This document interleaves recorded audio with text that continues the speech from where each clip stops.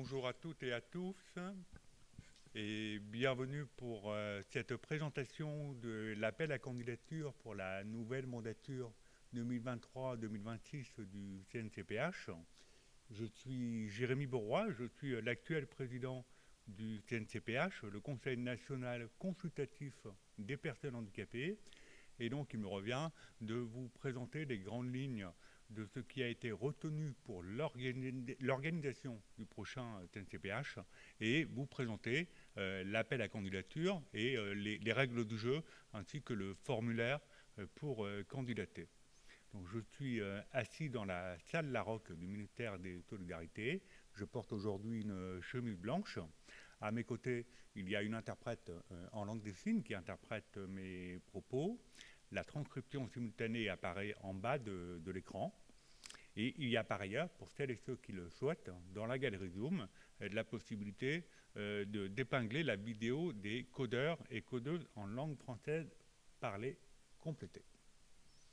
Donc je vous propose de vous présenter donc les grandes lignes de ce que sera le prochain TNCPH et ensuite vous aurez la possibilité de poser des questions pour que tout le monde ait l'information la plus complète possible.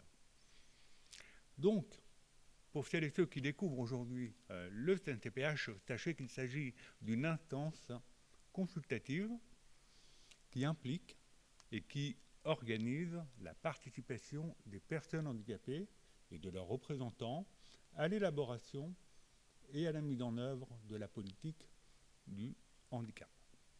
Il a pour mission d'accompagner et de conseiller les pouvoirs publics dans l'élaboration, la conduite et l'évaluation des politiques et de l'action publique et de formuler de manière indépendante des avis et des recommandations et de les rendre publics.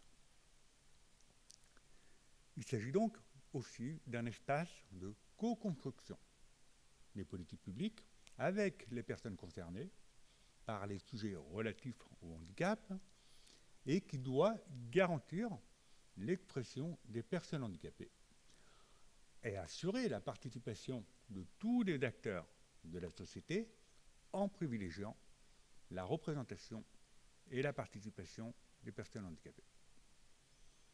Donc, suite à une consultation des membres actuels du CNCPH, c'est un nouvel équilibre au sein du Conseil qui a été mis en place pour renforcer la participation des personnes concernées et la légitimité des organisations associatives à représenter les personnes concernées.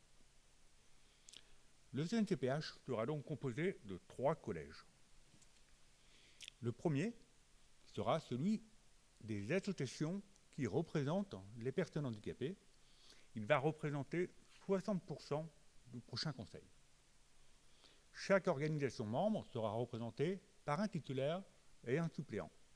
Et ce sera nécessairement une femme et un homme. Ils auront une voix délibérative.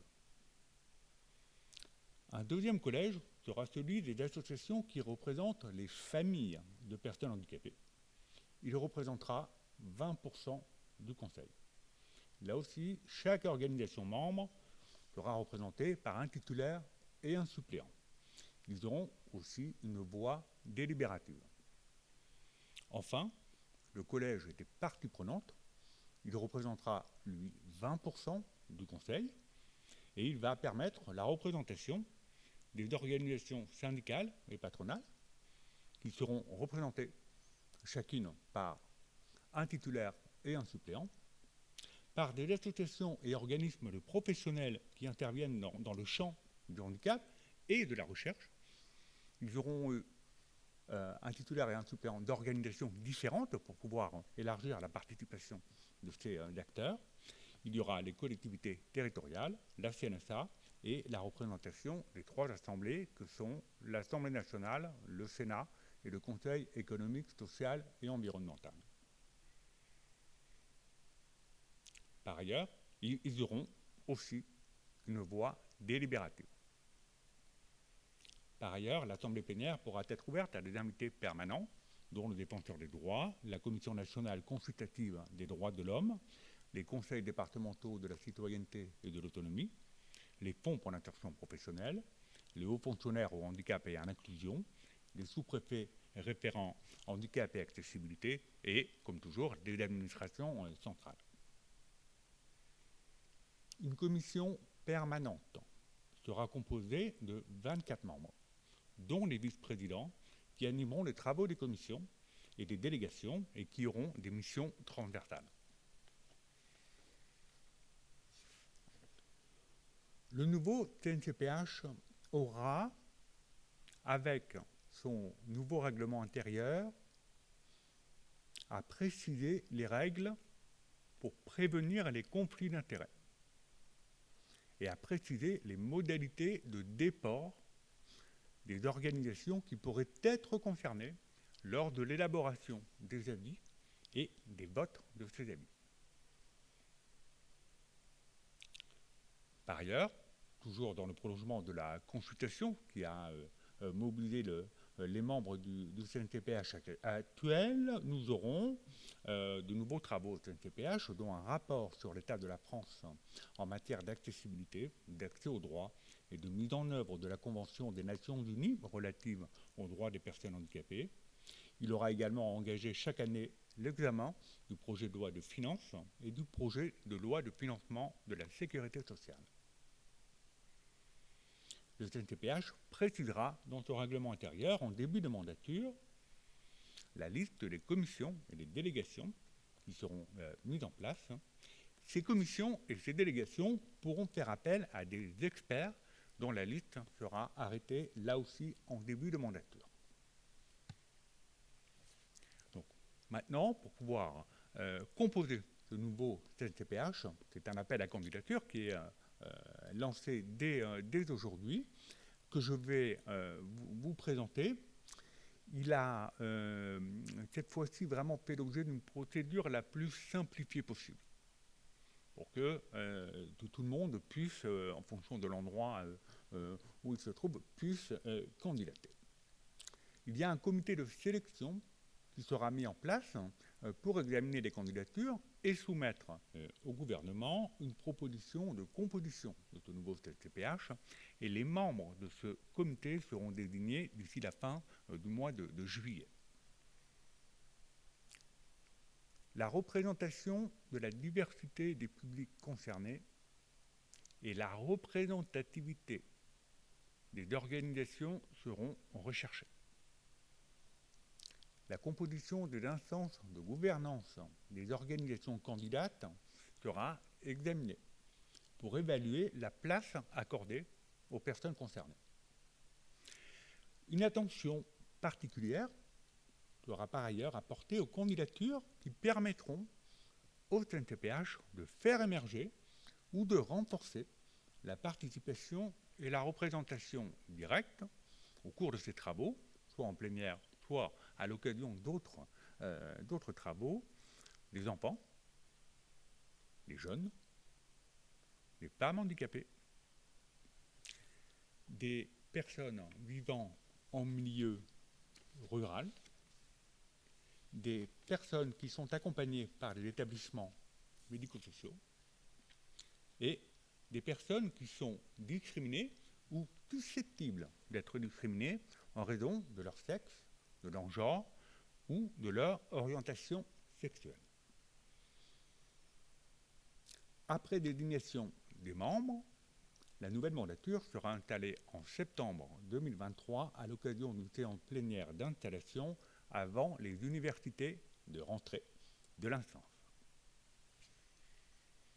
Alors, ce formulaire pour faire acte de candidature pour la prochaine mandature, il est désormais en ligne, il est vraiment ouvert et destiné à être diffusé le plus largement possible pour que nous ne passions à côté d'aucune vocation de participer aux travaux du CNTPH.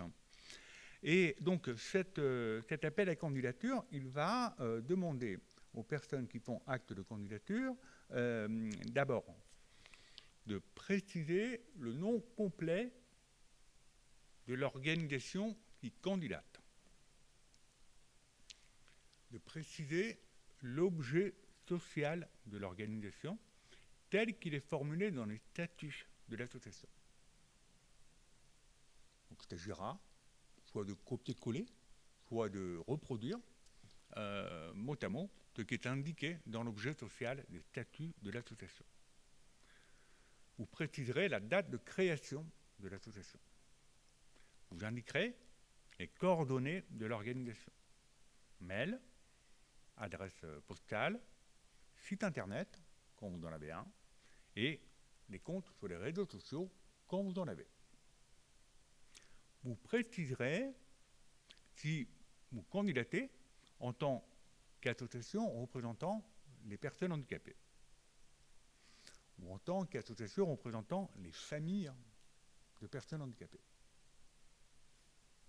en tant qu'association ou organisme représentant les professionnels qui interviennent dans le champ dit du handicap, ou en tant qu'organisme institutionnel ou d'un établissement public intervenant dans le champ de la recherche et du handicap. Vous serez invité, dès votre dossier de candidature, à préciser quels seront les représentants qui seraient désignés si votre organisation est retenue pour siéger au prochain TNCPH. Et dans tous les cas, il faudra préciser le nom et les coordonnées d'un représentant homme et d'une représentante femme. C'est ultérieurement que nous préciserons avec vous qui sera titulaire, qui sera suppléant, pour que le TNCPH, dans sa nouvelle composition, puisse être parfaitement paritaire, à la fois au sein de chaque collège et à la fois entre les titulaires et les suppléants. Vous préciserez le nombre d'adhérents à jour de leur cotisation de l'organisation candidate. Vous indiquerez le territoire d'intervention de votre organisation, qui peut être local, régional, interrégional, ça veut dire avec plusieurs régions, ou national, ou en France, mais aussi à l'international. Vous indiquerez comment les instances de gouvernance de votre organisation sont composées, en indiquant la part des personnes handicapées et dans le conseil d'administration et dans le bureau, et la part des aidants familiaux dans le conseil d'administration et dans le bureau. Vous indiquerez que vous avez déjà été membre du CNCPH et en quelle année, ou s'il s'agit d'une première candidature. Vous serez invité à développer un peu les raisons pour lesquelles vous candidatez au CNCPH pour cette nouvelle mandature, en précisant les priorités et les projets de votre organisation pour les 3 prochaines années. Vous préciserez, comme je vous l'indiquais tout à l'heure, si votre organisation a pour objet ou si elle souhaite contribuer avec ses candidatures pour cette mandature à la participation et à la représentation directe des enfants handicapés, des jeunes, des femmes handicapées, des personnes discriminées ou susceptibles de l'être en raison de leur sexe, de leur genre ou de leur orientation sexuelle, des personnes vivant en milieu rural et des personnes qui sont accompagnées dans les établissements médico-sociaux. Ou vous pourrez naturellement préciser que non, votre organisation est généraliste et ne s'est pas engagée jusque-là dans des travaux spécifiques à l'un de ces publics. Vous serez invité à préciser, dans l'hypothèse où votre organisation ne serait pas retenue pour siéger à l'Assemblée plénière, et si vous manifestez un intérêt pour une participation directe aux travaux des futures commissions et délégations, eh bien, vous serez invité à préciser quels sont les sujets qui intéressent votre organisation. Donc, il s'agit de l'accessibilité, de la compensation des ressources, de l'éducation, de l'emploi, de la santé, de l'international, de l'organisation institutionnelle, des territoires, de la culture, de l'égalité entre les femmes et les hommes, de l'enfance, de la jeunesse, de la recherche. Et enfin, le formulaire vous demandera de téléverser et de joindre donc à votre dossier de candidature la copie des statuts de votre organisation, la copie de l'extrait de déclaration initiale publié au journal officiel, avec les modifications qui ont été éventuellement apportées depuis, et par ailleurs la composition des instances dirigeantes de votre organisation, donc le conseil d'administration et le bureau. Vous indiquerez par ailleurs, c'est vraiment très important, le contact direct d'une personne que le secrétariat et le comité de sélection pourront joindre pendant l'été. Donc, c'est vrai que la période est un peu n'est pas la plus commode, mais il faut qu'une personne reste joignable en cas de questions ou de demande de complément. Donc on vous demande dans le formulaire de préciser le nom et les contacts téléphoniques et mails de la personne à joindre. Voilà pour ce formulaire qui a été voulu vraiment dans un format le plus simple possible pour que faire acte de candidature ne soit pas compliqué, pour pouvoir participer aux travaux de la prochaine mandature du CNCPH. Voilà, donc je vous propose maintenant